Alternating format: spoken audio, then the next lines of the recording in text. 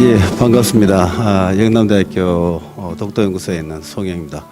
일본 외무성의 주장, 그리고 일본이 주장하는 게 맞는가 하는 것들을 이 고지도라든가 이런 것들을 바탕으로 해서 말씀드리겠습니다. 일본은요, 벌써 독도를 두고 일본 고유의 영토다라고 주장한 지 벌써 10년이 넘었습니다. 2008년 2월부터 외무성의 공식적인 입장으로 이렇게 주장하고 있습니다. 역사적으로나 국제법상으로나 일본 고유의 영토다. 현재 한국이 불법 점거를 하고 있다.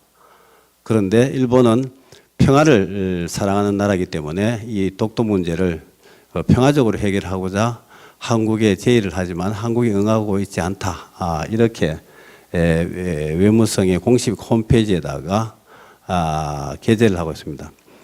근데 이제 사실은 일본이 이 독도 영유권을 굉장히 시비를 걸고 나선 게 어제 오늘의 일이 아니고요. 가장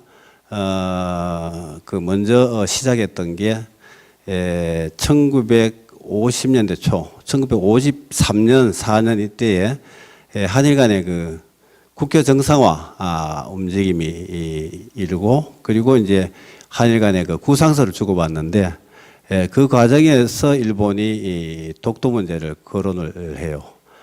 그러다가 이제 한일 국교 정상화를 하고, 그 다음에 그게 이제 1965년이죠. 그 이후에는 독도에 대해서 문제를 삼지 않았는데, 이게 이제 우리가 어려웠을 때에 IMF를 맞아가지고 그때 외환이 그 바닥이 났을 때 일본한테 그 아쉬운 부탁을 하게 됐어요.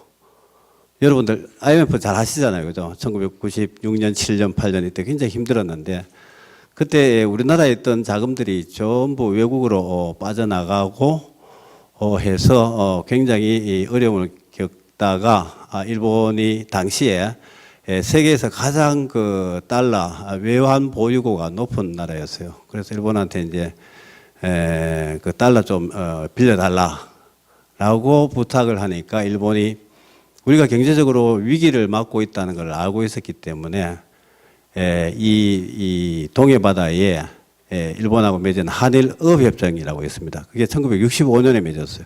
그걸 일방적으로 파기를 합니다. 파기를 하고 새로 이 다케시마는 현재 한국이 점령하고 있지만은 일본의 영토인데 이거 협상 다시 하자 해가지고 현재 한일 잠정수역이라는 걸로 맺었습니다. 그게 이제 1998년이죠. 그래서 독도가 한일 잠정수역 안에 들어가게 되었고, 그리고 이제 2005년이 되면은 일본이 이 시마네현에서 다케시마의 날, 그러니까 우리로 따지면 독도의 날을 만들어 가지고 홍보를 하기 시작했어요. 그래서 2008년 2월부터 일본 외무성의 공식 홈페이지에다가 이렇게 주장하고 있는 겁니다. 그리고 며칠 전에 좀 떠들었죠. 외교 문제로 일본이 막 난리를 친 적이 있었죠. 뉴스 접하셨나요? 경찰청장이 우리 그 독도 경비대가 근무를 하고 있잖아요. 원래 거기는 그 의무경찰하고 전경하고 해가지고 한 40명 정도 근무하다가 원래 3월부터 그걸 바꿨어요. 그 의무경찰하고 전경은 빼고 순수한 경찰로 그걸 교체를 했는데, 근데 경찰에 그 인력이 많이 들어가니까 인원수를 이제 20명 정도로 이렇게 해가지고 지금은 독도에 상주하고 있는 경찰은 전부 그 순수한 경찰 인력입니다.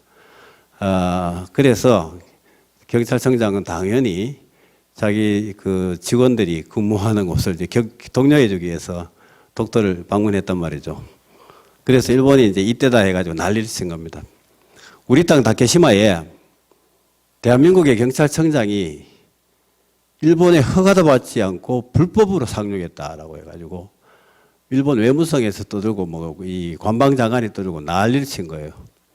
그 사건을 계기로 해서 일본의 일반 국민들이 독도를 인식을 하게 됩니다. 근데 제가 일본에서 유학할 때만 해도 다케시마 독도를 아는 사람이 거의 없었어요.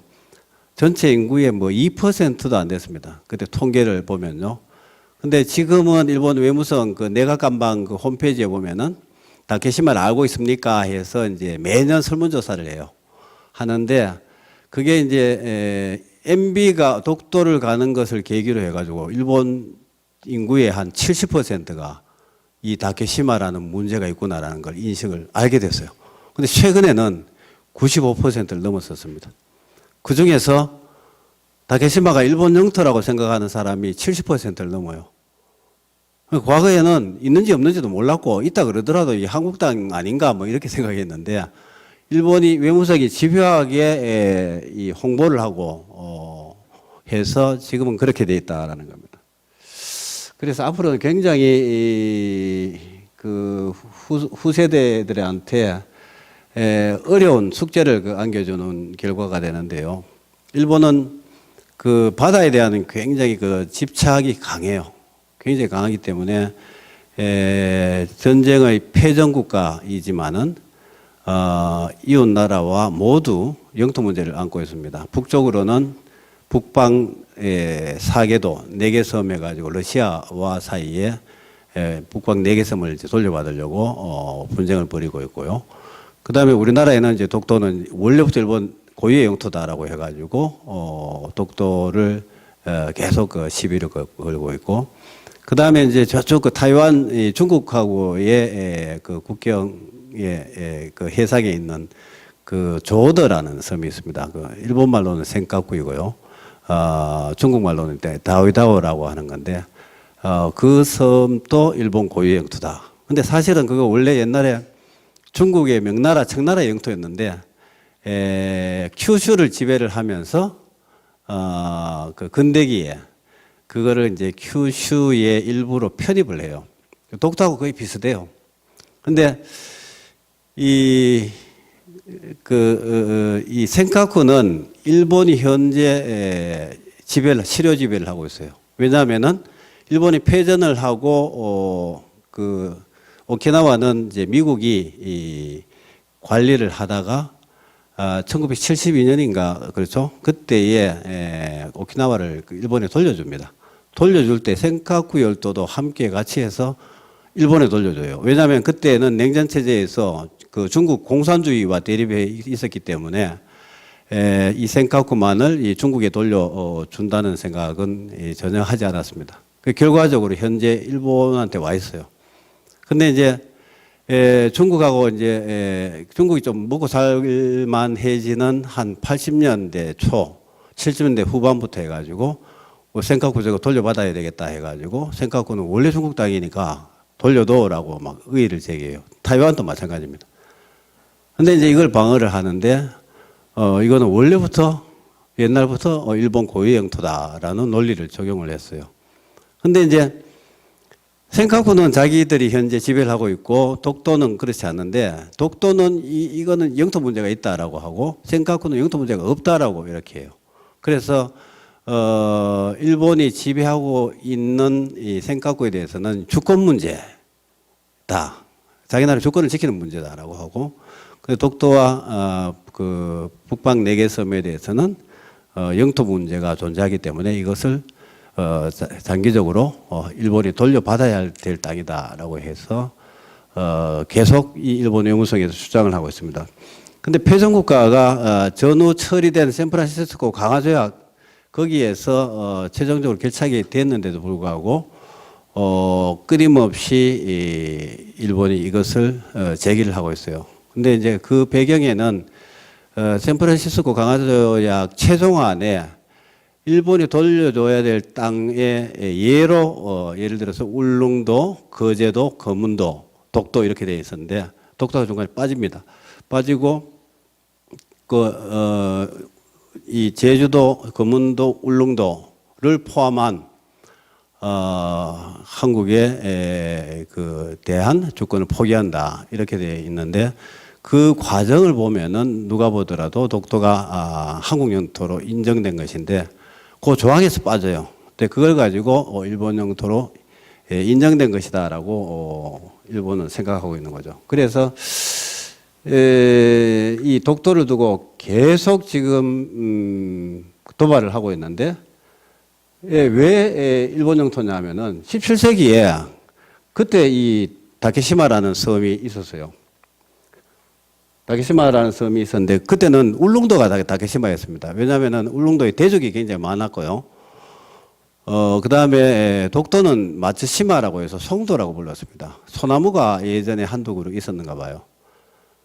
근데 이제 울릉도를 무단으로 1625년경부터 해가지고 안녕복 사건이 발생하는 그 1690년대 초까지 해서 한 70년 정도를 울릉도에 무단으로 와요. 어떻게 그게 가능했냐면은 과거에 울릉도는 해금 정책을 썼어요.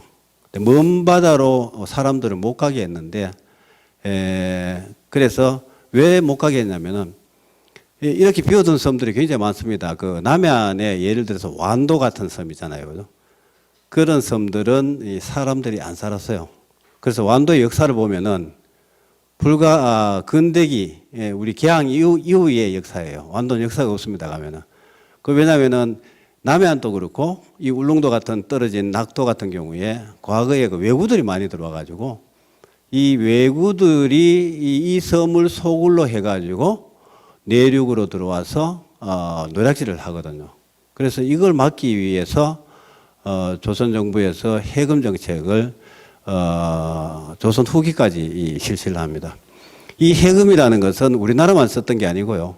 일본도 마찬가지로 해금 정책을 썼고 청나라, 명나라도 마찬가지로 해금 정책을 썼습니다. 그래서 지금으로 따지면 이제 쇄국 정책 같은 건데 근대화 이전에 대항해 시대 때부터 막 서양 선박들이 굉장히 출몰을 했었거든요. 그런 과정에서 왕조 체제를 유지하기 위해서 아시아 3국이 취했던 것이 해금, 먼 바다로 가서는 안 된다라는 거예요. 근데 우리나라도 마찬가지로 해금 정책을 썼는데 울릉도 같은 경우에는 왜구들이 울릉도로 들어와서 울릉도 사람들을 길 안내를 시켜가지고 동해안에 노략질을 일삼는단 말이에요. 이게 이제 고려 후기부터 엄청 심했어요. 그래서 태종 17년, 1417년인데요. 그때부터 이제 그 세환 정책 해가지고 거기 있는 사람들을 다 데리고 나와요. 데리고 나와가지고 울릉도에 있는 사람들이 못 살게 합니다. 근데 그랬기 때문에 17세기에 일본 어민들이 들어가서 그 목재를 베고 전복을 따고 하는 그 어로 활동을 했던 거죠. 근데 울릉도는 가보신 분들은 아시겠지만은 거기가 기후가 대양성 기후이고요. 강수량이 굉장히 풍부해요. 그래서 화산섬이기 때문에 나무가 지금은 거의 일본인들이 다 베어버렸는데 엄청 큰 나무들이 많았답니다. 왜냐하면은 이 해금 정책을 울릉도 개척령이 실시되는 1882년까지 계속 실시하거든요. 그러니까 460년 동안 섬을 비워둬요. 비워두는데 그 틈을 타서 일본에서 무단으로 들어와 가지고 울릉도에 벌목을 하고 고기잡이를 하게 됩니다. 거기 한 70년 되는데, 근데 그것을 두고 울릉도에 영유권이 확립됐다라고 안 하고 가는 도중에 있는 조그만한 섬 독도는 이 배를 세워서 내리기도 굉장히 힘드는데 한두 번 정도 지나가면서 거기에 전복을 땄다는 기록은 있어요. 근데 울릉도든 독도든 간에 이게 조선의 영토다라는 것을 알고 일본 사람들이 건너갔는데도 불구하고 이 사실을 두고 17세기에 이미 영유권이 확립했다 이렇게 이야기합니다. 여기 위치인데요. 일본 외무성에 보면 이렇게 되어 있습니다. 울릉도하고 독도 사이가 87.4km인데 92km로 이렇게 하고 있습니다. 그 다음에 이제 이 독도하고 가장 가까운 섬 오키섬하고는 실질적으로 요 157.4km예요. 근데 140.5km인데 157로 해놓고 그 다음에 이제 독도하고 여기 가장 가까운 우리 본토 가장 가까운 곳이 이 울진의 죽변인데 죽변에서 직선거리가 한 215km 정도로 묘사되어 있습니다. 여기 이제 215는 맞는데 여기서 독도에서 이 심한해역까지가 거의 비슷해요. 근데 어떤 데는 220으로 되어 있는데 여기는 요즘 211km 자기 측에 가까운 걸로 이렇게 묘사를 하고 있습니다. 근데 이거 보시면은 위키페디아에는 이렇게 되어 있어요. 215는 같잖아요, 그죠? 그 다음에 92km라고 해는 같은데 독도에서 이 마치에 심한해역까지 거리가 220으로 되어 있습니다. 근데 이제 외무성의 아까 그 지도는 최근에 거의 통일해 가지고 요거도 87.4km를 받아 가지고 88km. 그다음에 요거를 158km 이런 식으로 통일을 해 놨습니다. 물론 이 거리는 일본 측에 가까운 걸로 하고 있습니다. 요게 독도입니다. 요 오른쪽에 있는 게 요게 동도예요. 요게 서도인데 서도가 한 168m라고 합니다. 요 꼭대기. 동도의 가장 높은 데가 여기예요. 요게 한 98m고 유일하게 평지였던 지역이 여기고 요게 헬기장이고 독도 경비대 그 초소 시설이 있는 곳입니다. 여기 등대가 있고요. 근데 크기는 별로 안 큽니다. 요 뒤에 가면 월드컵 경기장 있죠. 축구장. 요 섬 하나가 축구장 하나 크기 정도입니다. 축구장 2개 정도 크기다라고 보시면 됩니다. 면적으로 보면은 가로 400m, 세로 400m 정도. 이거 다 합하면요. 근데 왜 이렇게 일본이 이 독도를 두고 자꾸 시비를 거느냐. 경찰청장이 우리도 독도에 건너갔는데 불법으로 건너갔다라고 난리를 치느냐면은 일본이 노리는 거는 이 독도 땅덩어리가 아니고요. 독도 근해의 바다 면적을 넓게 확보하려고 하는 것입니다. 그렇게 하려면은 어떻게 해야 되냐면은 육지의 경계는 국경선이 다 이렇게 획정이 되어 있잖아요. 근데 바다의 국경선은 유럽 국가들은 그게 거의 획정이 된 나라들이 있는데 근데 동아시아의 중국과 한국과 일본 사이에는 바다 경계가 획정이 안 돼 있어요. 지금 인정되는 것은 영해라는 개념입니다. 영해. 영해가 요거예요. 그 다음에 이제 그 200캐리 개념인데 200캐리 경제 수역을 여기 적용을 하면은 이게 200캐리가 서로 겹쳐요. 그래서 언젠가는 중국과 한국 사이에도 마찬가지로 경계를 잡아야 되고 일본과 중국 사이도 그렇고 일본과 한국 사이에도 이 경계를 획정을 해야 되는데 그때 우리가 독도를 기준점으로 사용하지 못하도록 하기 위해서 일본 땅이라고 주장하는 겁니다. 그러니까 그건 무슨 말이냐면은 독도가 한국 땅이고 우리가 지배를 하고 있고 이게 섬이기 때문에 나중에 일본하고 사이에 바다 경계를 획정을 하자 이렇게 되면은 요 독도하고 오키섬하고 중간 지점인 빨간 선을 이렇게 그어야 돼요. 그러면은 요렇게 해가지고 현재 요 한일 중간 수역이 잠정 수역, 공동 수역 뭐 이렇게도 이야기하는데 요 영역입니다. 요 영역인데 요 빨간 선으로 그어야 돼요. 그렇게 되면은 현재 한일 중간 수역의 거의 한 70%가 한국 쪽 바다가 돼요. 그런데 독도를 한국 땅이 아니고 일본도 똑같이 영유권을 주장하는 분쟁 지역으로 하면은 우리는 이 독도를 이제 기준점으로 못 쓰는 거예요. 그래서 이 울릉도를 출발점으로 써야 되고 일본도 마찬가지로 이 오키섬을 그 출발점으로 써가지고 그 중간점인 중간선으로 해가지고 요렇게 합니다. 요 파란 선으로 이렇게 돼요. 그렇게 되면은 요 중간에 있는 요 삼각형의 면적만큼 일본의 바다 영역이 넓어집니다. 이게 경상남북도 합한 면적보다 조금 더 넓어요. 근데 여기서 중요한 거는 독도 주변에는 뭐 수산자원의 보고다 이런 말 하잖아요. 아예 안 그렇습니다. 고기 별로 안 잡혀요. 왜냐면은 이 독도가 뾰족하게 솟아있는 그 해저에서부터 올라있는 이 그 화산 이 섬인데 밑에서 보면은 1200m 밑에서 이렇게 올라와 있어요. 그래서 그 봉우리 부분만 수면으로 이게 나타나 있는데 그 이야기 무슨 이야기냐면은 그 일본의 후지산 보셨잖아요. 그죠? 그렇게 뾰족하게 이렇게 되어 있는데 그 꼭대기만 수면에 올라와 있는 게 독도입니다. 근데 그 이야기는 대륙붕이 없어요. 그래서 여기 고기가 많으려면은 평평하게 얕은 바다가 있어야지 이 플랑크톤 같은 게 자라고 플랑크톤이 있어야지 고기들이 서식을 많이 하는데 없어요.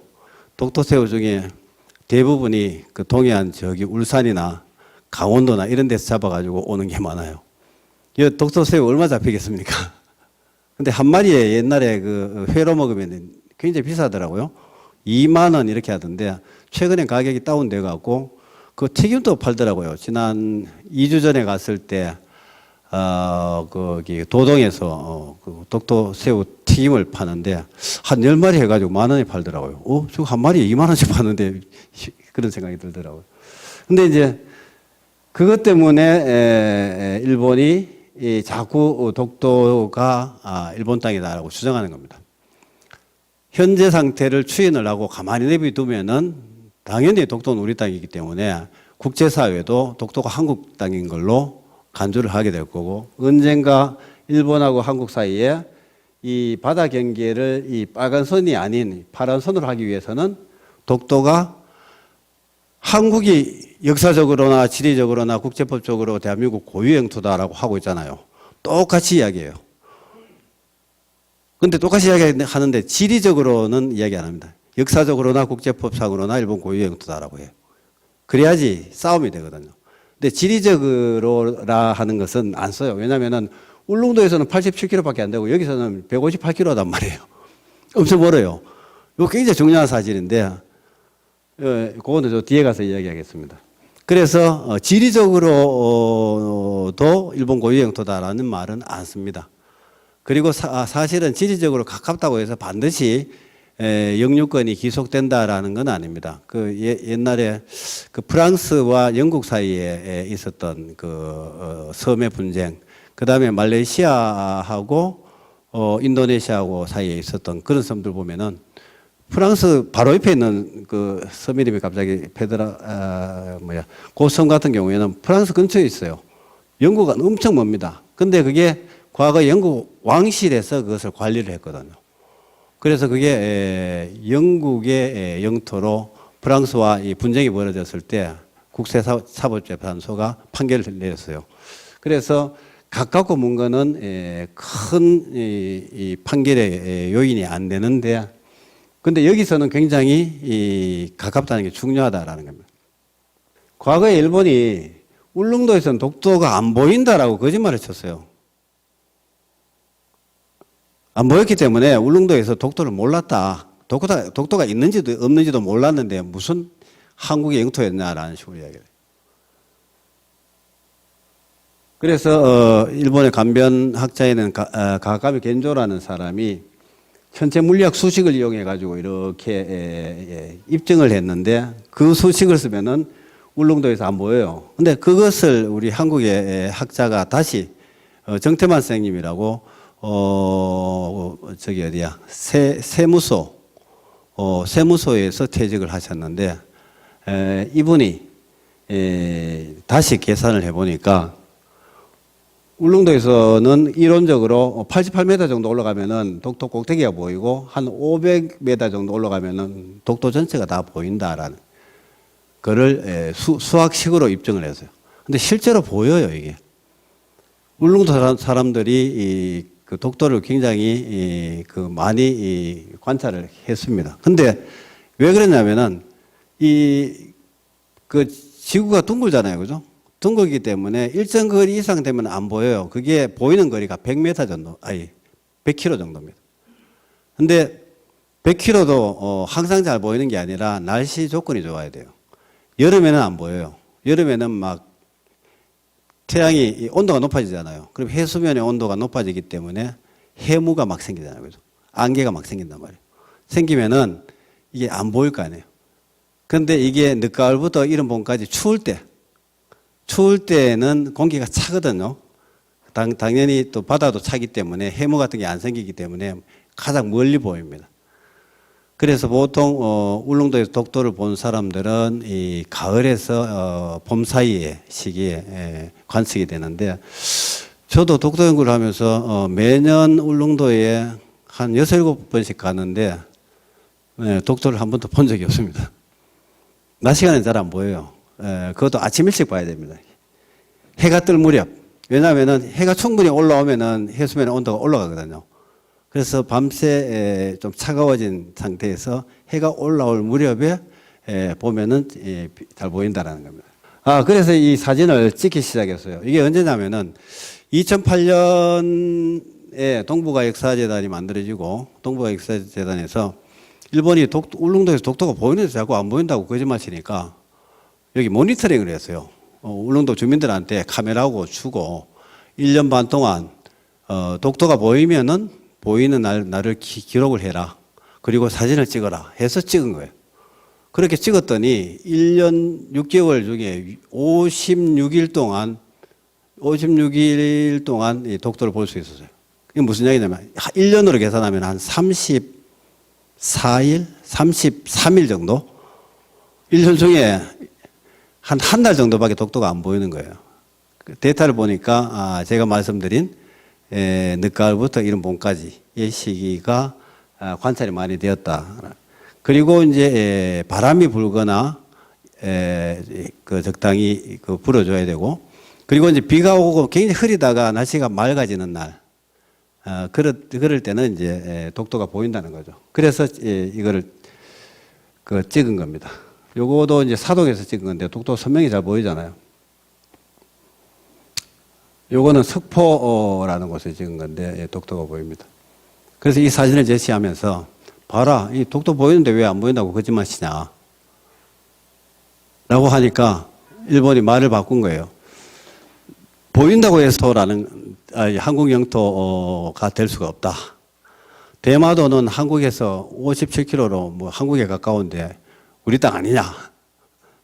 뭐 그런 식으로 논리를 바꿨습니다. 그래서 그 후에 이제 대마도도 한국 땅이다라고 막 주장하는 사람들이 많이 나타났죠, 그죠? 이제 마산에서 대마도의 날을 지정하고 조례를 만들고 대마도의 날을 만들고 했었죠. 그리고 대마도 연구소도 생겼습니다. 저기 부산의 부경대학에 대마도 연구소도 생기고 있습니다. 요거도 마찬가지로 깎기등이라는 곳에서 사동에서 본 독도입니다. 요거는 이제 독도에서 본 울릉도인데요. 독도에서는 항상 잘 보입니다. 그리고 요 새 있죠, 새. 요 울릉도 독도에 사는 새는 보통 괭이갈매기라고 해요. 괭이는 지금은 우리가 고양이라고 하는 순수한 옛날 우리말인데, 고양이가 표준말인데 예전에는 고양이를 괭이라고 했대요. 그래서 이 갈매기가 고양이 울음소리를 낸다고 해서 괭이갈매기라고 합니다. 덩치가 일반 갈매기보다 더 크다고 합니다. 어려운 이야기는 넘어가고요. 일본이 주장하는 것은 17세기에 1625년부터 1694년에 울릉도로 도해를 했는데 그때 독도를 중간기착지로 사용을 했다. 그렇기 때문에 이때 영유권이 확립됐다라고 하는 고유영토론을 주장을 합니다. 한편으로 이 1904년, 5년 이 무렵에 독도는 그 울릉도에서 강치 잡이를 가는 강치라고 있어요. 지금은 멸종이 됐는데 캘리포니아하고 남미 그 칠레 해안, 그 다음에 그 캄차카 해안, 여기 가면은 강치가 있는데 물개보다는 좀 작아요. 그 다음에 바다 사자보다는 약간 더 크고 그 중간치 정도 되는데 순놈은 길이가 한 2m 정도 됩니다. 2m에서 2m 한 50. 암놈은 사람 보통 키 정도 1m 한 7, 80에서 한 2m 정도 그 정도 사이즈인데 이 강치가 지금은 멸종이 되어서 나타나지 않습니다만은 1900년대 초 그다음에 마지막 그 강치가 보였던 게 한 1970년대 말인가 그때 아마 마지막으로 한 마리가 그 관측이 되고 지금은 멸종이 완전히 되어 버렸습니다. 그게 이제 1905년 무렵에 일본이 강치를 잡기 위해서 일본 영토로 이렇게 편입을 하는데 독도를요. 그러면서 이게 그 강치 개체를 너무 뭐 잡아버렸어요. 엄청 잡았습니다. 그래서 개체 수가 줄고 해가지고 지금은 강치가 더 이상 나타나지 않습니다. 근데 이제 1905년에는 이때 러일 전쟁이 진행되던 시기입니다. 러일 전쟁이 1905년 2월 8일에 발발하게 되죠. 근데 이제 그 사실은 이 전쟁의 시기에 이것을 편입을 하면은 서양의 다른 강대국한테 이제 그 영토를 확장하려고 하는 그런 의사로 보일 수도 있으니까 이제 그 하지 말자 이렇게 됐는데 근데 러일 전쟁이 1904년에 발발하네요. 그러니까 이 1904년 말 되면은 일본이 전세를 거의 역전시켜 가지고 승기를 다 잡아요. 그렇게 되자 결국 이때의 그 동해에서 그 발틱 함대하고 해전을 준비합니다. 해전을 준비하면서 독도를 막루를 설치기 위한 어떤 전략적 기지로 판단을 한 거죠. 그래서 독도 편입을 2월 22일 날 강행을 하게 됩니다. 근데 이제 이 당시는 주인이 없는 섬이 있는데 이게 리앙코 섬이라고 사람들은 부르더라. 근데 한국인들은 이것을 독도라고 쓰더라라고 그 기록을 하고 있어요. 그래서 이 섬을 처음으로 발견했다 그래요. 근데 오야 무라카와가 일본 그 어부가 울릉도로 갈 때 마츠시마라고 이 섬을 알고 있거든요. 기록이 돼 있단 말이에요. 그럼에도 불구하고 1905년에 처음으로 발견해서 국제법에 의해 가지고 일본 영토로 편입을 했다. 왜? 모르는 섬을 처음으로 발견하니까 먼저 발견한 사람이 임자가 되는 그 논리가 무주지 선점이라는 겁니다. 국제법상 영토를 취득하기 위한 그 조건이 중에 하나가 무주지 선점이에요. 이때는 무주지 선점으로 영토를 취득했는데 근데 이제 1950년대에 국교 정상화를 하는 이 협상 과정에서 옛날부터 일본 영토였다라는 것을 더 덧붙였어요. 그래서 요즘 무주지 선점하고 고유영토하고 같이 주장하는데 근데 옛날에 모르는 섬을 발견했는데 어떻게 고유영토론이 되느냐 하는 그런 문제가 있습니다. 이건 두 개는 양립이 안 돼요. 두 개 같이 주장하면은 자기 모순에 빠지는데 이것을 이제 한국 측에서 이야기하니까 요즘은 이 말을 또 바꿨어요. 원래 일본이 영유권을 확립한 일본 영토로 관리를 했는데 1905년에 와서 영토로 그 법적으로 편입을 해서 재확인하였다 이렇게 말을 바꿉니다. 근데 처음에 무주지 선점론을 이야기할 때는 모르는 섬을 발견을 했다라는 논리였는데 지금은 원래부터 알고 있는데 이때 법적으로 편입 조치를 했다라고 말을 바꾸고 있습니다. 그래서 이 17세기에 고영토가 됐다라는 것은 일본 어부 오야 무라카와라는 이 두 사람이 1600년대에 울릉도로 건너가는데 가는 도중에 독도를 마츠시마 송도라고 해가지고 송도가 있었다. 그래서 송도에 전폭도 잡았다. 그랬기 때문에 일본의 그 영유권이 확립됐다라는 논리입니다. 근데 이거는 벌써 역사학자들이 일본의 논리를 거의 비판을 해가지고 더 이상 이런 식으로 강하게 주장은 하고 있지 않습니다.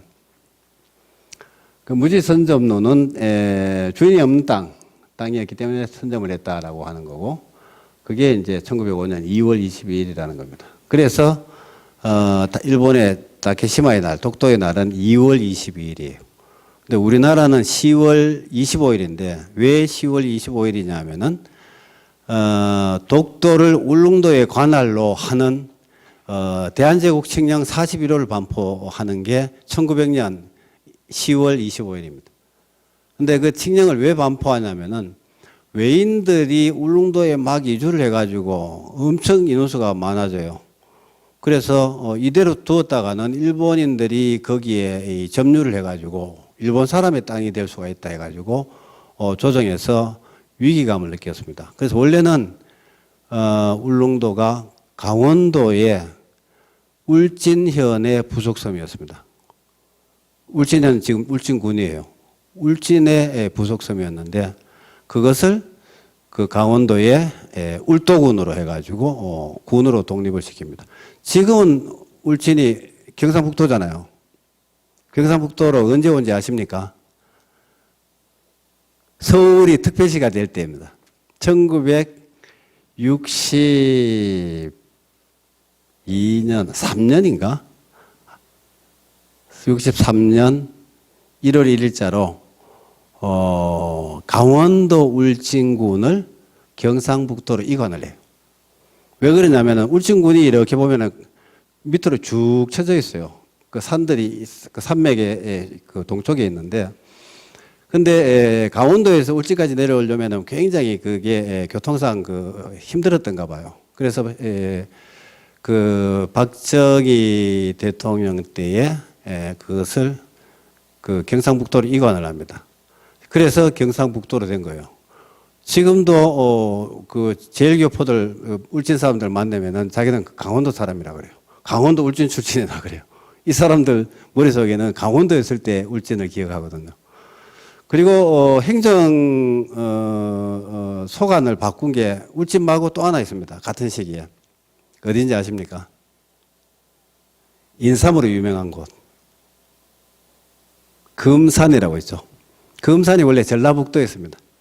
전라북도 금산군을 충청남도로 같은 시기에 이관을 합니다.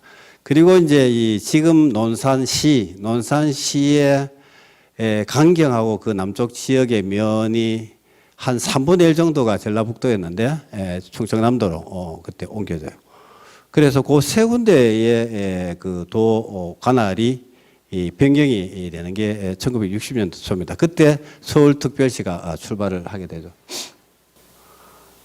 요 운주시청학기라는 게 있는데, 요거는 뭐냐면은 일본의 역사 기록에서 가장 먼저 독도가 기록된 일본의 그 문서입니다. 그게 이제 운주시청학기라는, 거기에 마츠시마라고 되어 있어요. 요 송도라고 되어 있습니다.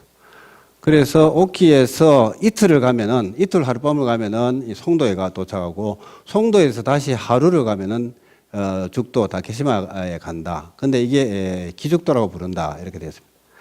그래서 이것은 이 일본의 경계가 오키까지다라고 되어 있는데, 과거에 일본에서 운주시청학기에 독도와 울릉도가 일본 땅으로 되어 있다라고 일본 땅인 증거로 이렇게 제시를 했는데, 그게 이제 해석이 잘못됐다라는 게 그 후에 이제 밝혀져 가지고 요즘은 더 이상 거론하고 있지 않습니다. 어쨌든 일본 기록에서 가장 먼저 독도가 나타나는 것이 운주시청학기 1667년입니다. 이게 운주시청학기의 기록이에요. 제가 10몇 년 전에 막 이거를 전부 한자를 해독을 해가지고 번역을 하고 했었습니다만, 이 원문입니다, 이게. 근데 역사적 인지를 보면은 우리나라의 기록에서 가장 먼저 독도가 나타나는 것은 삼국사기 삼국유사가 아니고요, 세종실록 시리즈입니다.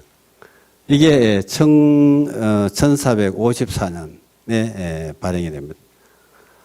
근데 여기에 우산이라는 이름으로 처음 나타나요. 근데 그 신라 지정왕 13년에 신라 장군 이사부가 우산국을 정복하면서부터 독도는 우리 땅이었다라고 얘기하는데, 그 이사부 열전, 삼국사기 삼국유사의 이사부 열전에는 독도는 안 나타나요. 우산국 이야기만 나와요. 우산국은 울릉도와 독도를 관할하는 해상왕국이었지만은 거기에 독도라는 게 언급이 전혀 안 되어 있습니다. 그래서 우리가 이야기를 할 때에 삼국 사기부터 기록이 되어 있다라고 하면은 안 됩니다. 가장 먼저 나오는 게 세종실록 지리제예요. 근데 이것만 봐도 우리나라가 200년 이상 앞선다라는 겁니다. 그리고 또 하나는 아까 보셨듯이 가시거리에 있다는 게 중요하고, 그 다음에 또 하나는 메이지 유신이 1868년에 일어나가지고 일본은 이제 근대국가로 이제 변환을 하는데, 그게 1868년입니다. 근데 그 전에는 이 막부가 무신 정권이 200몇 년 동안 이 정권을 잡고 있다가 이제 왕정 복구가 돼갖고 천황한테 이제 모든 권력을 이양을 하게 되는데요. 그게 이제 메이지 유신이고, 사회 시스템을 모두 근대화시킵니다. 그런 과정에서 유럽이나 미국이나 이런 데에서 청량기술이나 과학기술, 선박, 그 다음에 무기제조법, 그 다음에 산업, 뭐 이런 거를 도입을 해가지고 근대화를 시켜 나가면서 과거에 있던 기록들을 정비를 해요. 그래갖고 이제 일본의 영역, 범위를 이렇게 획정을 하는데, 그에 관련되는 문서가 메이지 시대에 여러 가지 문서에서 기록이 되어 있습니다. 근데 이게 보면은 일본은 이 1695년 12월 25일이라고 되어 있는데, 요 기록은 실제로는 1874년의 기록인데, 그 문의를 했던 시기가 1695년이고요. 요거는 안녕복 사건이 일어났을 때에 기록된 것인데, 그때에 울릉도와 죽도는 울릉도를 부르는 일본의 명칭입니다. 그다음 송도는 이 독도이고요. 울릉도와 독도는 도토리본 부속이 아니다라고 이야기를 하고 있고, 그다음에 1870년에 일본 외무성 보고에 조선국 교제시말 내탐서라는 게 있습니다. 거기 보면은 울릉도와 독도가 조선 부속이 되어 있는 경위를 적고 있어요. 한국 땅이라는 거죠. 그 다음에 가장 중요한 거는 1877년 3월 29일에 일본 태정관, 지금의 총리 대신이라고 생각하시면 됩니다. 총리는 행정권밖에 없지만은 이때 태정관은 입법, 사법, 행정 3권을 다 갖고 있는 절대 권력자였어요. 이 사람이 지령으로서 내린 게 태정관 지령인데, 거기에 보면은 일본의 동해안에 있는 죽도외일도, 울릉도와 독도는 일본과 관계없는 건이므로 주의할 것이라고 명시를 하고 있습니다. 요 밑에 보면은, 그 내부적으로 보면은 울릉도, 독도에 대해서는 이미 에도 막부 시대에 조선과의 협의 끝에 이게 다 끝난 일이다라고 적고 있어요. 그리고 일본 땅이 아니다라고 했으니까 당연히 그 협상 상대인 조선 땅이라고 인정을 한 것입니다. 그 다음에 이제 마찬가지로 외무성에 첨부된 자료에도 마찬가지로 일본 판도가 아니다라고 되어 있습니다. 그래서 근대 시기, 일본 메이지 시대의 정부 기록에는 독도가 일본 땅이라고 기록된 관참문은 하나도 없습니다. 전부 일본 땅이 아니다, 조선 땅이다, 조선 부속이다, 이렇게 하고 있다라는 거죠. 이게 태정관 지령입니다. 문의한 울릉도와 독도, 죽도외일도는 일본과 관계가 없다는 것을 명심할 것. 이미 1690년에 조선인이 들어오고 해가지고 이 서신을 주고받고 해서 최종적으로 일본과 관계없다는 보고가 있었다라는 거죠. 여기도 보십시오. 다케시마 마츠시마 울릉도와 독도가 조선 부속이 된 사정 해가지고 조선국 교재 시말 내탐서에 담고 있습니다.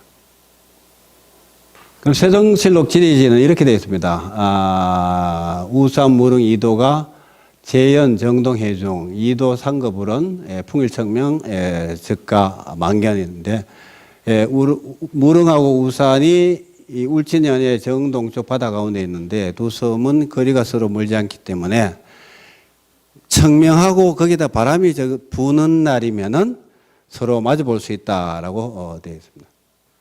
고려사도 마찬가지고요. 그래서 이거는 우리나라 기록은 뭐 더 따질 필요가 없고요. 그래서 과거에 일본이 인정했던 자료가 대부분이다라는 겁니다. 일본 땅이라고 했던 게 없다라는 거죠. 그리고 이제 태정관 지령에 첨부된 부속 지도가 요 기죽도 약도입니다. 요게 울릉도고, 요게 한반도고요. 조선국 돼 있고, 요게 일본 오키섬입니다. 여기에서 독도까지 가는데 이틀 하룻밤이 걸렸다는 거죠. 그 다음에 요 독도에서 울릉도까지 가는데 하루가 걸렸다. 여기 그렇게 적혀져 있습니다. 거리 40리. 40리면 지금 80km예요. 여기는 80리라고 되어 있습니다. 160km. 실제 거리와 거의 비슷하게 이렇게 되어 있습니다. 근데 요 보면은 요 독도가 동도, 서도가 나눠져 있고 부서가, 암서가 이렇게 바위섬이 이렇게 되어 있어요. 근데 이 사람들이 울릉도와 독도를 그린 지도가 굉장히 많습니다. 독도만을 그린 지도가요. 우리 여기 슬라이드만한 것들이 제가 본 것만 해도 5종류나 있어요. 근데 우리나라 고지도에서 독도만을 그린 지도 이게 있습니까? 본 적 있습니까? 없습니다. 대동여 지도에도 독도가 안 그려져 있습니다. 그리고 우리나라 전국지도, 조선시대 전국지도에서 울릉도를 그려놓고 울릉도 서쪽에 우산도라고 그려놔요. 근데 서쪽에 있다가 이게 이제 동남쪽으로 오는 것은 언제냐면은 안녕복 사건이 터지고 난 뒤에 비로소 우리 조정에서 우산도가 울릉도의 동남쪽에 있는 섬이구나 해가지고 그때부터, 그러니까 1895년 이후부터 이 동남쪽으로 위치해요. 그리고 일부 지도학자가 그린 지도는 여전히 이 서쪽에 가 있거나 북쪽에 가 있거나 남쪽에 가 있습니다.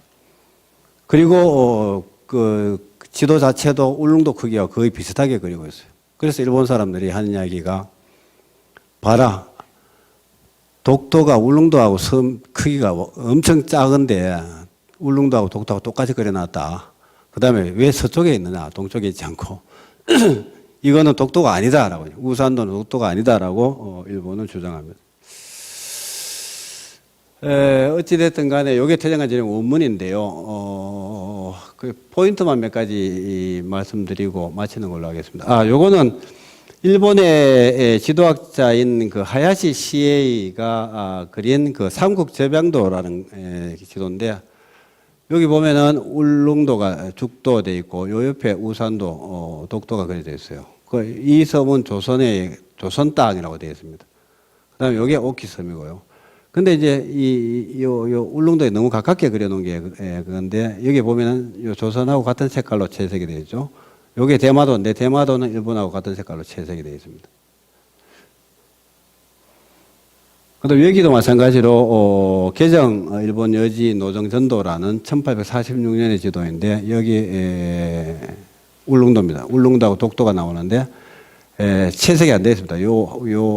한국 조선도 채색이 안 되어 있고 요 지역만 되어 있는 거죠. 그리고 여기 일부는 이때만 해도 이 땅은 그 아이누가 사는 땅이었기 때문에 채색이 안 되어 있죠, 그죠? 이쪽 북쪽도 일본 형태라고 생각 안 한 거예요. 홋카이도는 말할 것도 없습니다. 이때 1840년 시점에서 홋카이도도 일본에게는 외국이었다라는 겁니다. 그래서 지도를 보면은 가장 중요한 지도가 이 일로청한 명세 신도라는 건데, 요게 제작된 게 1903년입니다. 1903년이면은 청일전쟁을 일본이 미리 준비를 해요.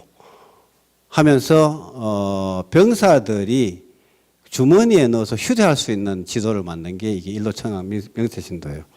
그래서 이것을 우리가 영남대에서 2011년인가 발굴을 해가지고 언론에 공개를 했는데요. 여기 보면은 울릉도가 죽도라고 되어 있고 독도가 송도라고 되어 있습니다. 그리고 일본이 이렇게 중간선을 그어놔요. 파란 선. 파란 선은 일본의 해역이라는 겁니다.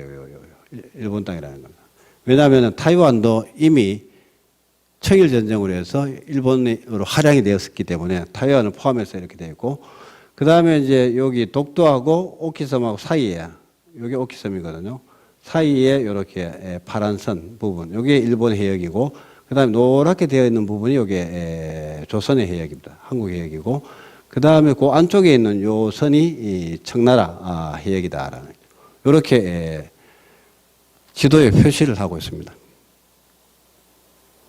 요거는 미 군전청에서 만든 스계핀 677에 첨부된 지도인데 여기 울릉 그다음에 독도를 다케라고 해놨습니다. 요것을 그 한국 영역으로 간주하고 있다. 요거는 이제 대일 강화 조약 그 직후에 나온 사진입니다. 예, 그래서 다른 거는 뭐 차치하고도 요 세 가지 정도만 알았으면 좋겠다 해서 정리해 놓았습니다. 왜 한국 영토인가라고 이야기를 할 때에 우선 울릉도에서는 독도가 보인다라는 게 중요하다. 왜? 보이면은 당연히 고기를 잡다가 건너갈 거 아니에요, 그죠? 눈앞에 보이는데 배 타고 건너가 볼 거란 말입니다. 일본에서는 160km 떨어져 가지고 배를 타고 100km 정도, 90km까지 접근을 해야지 이 독도를 볼 수가 있지만은 우리는 울릉도에서 보이기 때문에 당연히 울릉도 사람들이 생활권으로 그 이용을 했다라는 것. 그게 우리 땅의 증거고 또 하나는 역사 기록에도 우리가 앞선다. 그다음에 세종실록 지리지에 명확하게 기록이 되어 있다. 그리고 일본의 문서를 보더라도 일본 영토가 아닌 조선 영토라고 하고 있는데 그 중에 가장 결정적인 것이 일본 태정관 문서이다. 여기서 울릉도와 독도는 일본 땅이 아니라 조선 영토다라고 못 받고 있다.